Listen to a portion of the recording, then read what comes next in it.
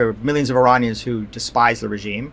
There's no doubt, I would say, that there are also hundreds of thousands, if not maybe a few million young men who are Islamists who are willing to go to the streets and kill their fellow Iranians to defend the regime. But what you're pointing out, which I think is really important and is not discussed enough, is there are persuadables inside the regime. There are people who once supported the Islamic Republic who are now recognizing there is no future for an Iran with the Islamic Republic. Exactly. And those people and that's why they say that we need to work. Out. Exactly. And look,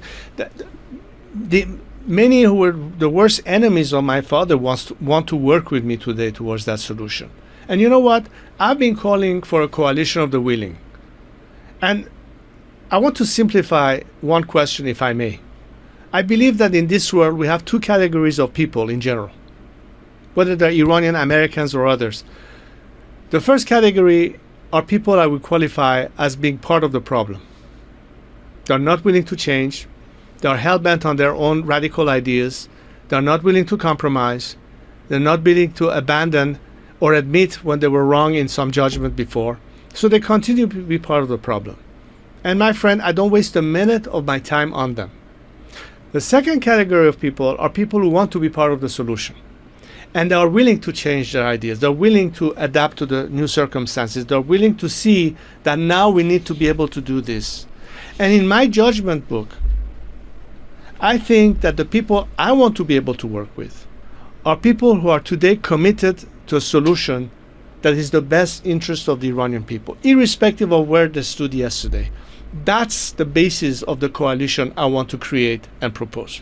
So as long as you understand that the demeanor and the mindset of those who can be part of this diverse coalition of the willing and able, and they are diversified in opinions. There are representatives of the left, of the center, of the right. There are Republicans, there are monarchists. But the issue for us is to achieve the ultimate goal of democratization in Iran on three key fundamental elements.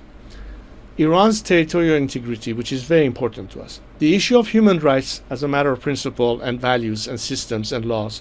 And of course, secular democracy, which means a clear separation of religious from governments. I think on that you will discover that the majority of Iranian democratic forces agree on this. There are some groups that we cannot work with. I'll be very honest. We cannot work with the MEK. We cannot work with separatists. And the reason is very simple. Because either they are inherently non-democratic or they go against the grain of challenging or threatening Iran's territorial integrity.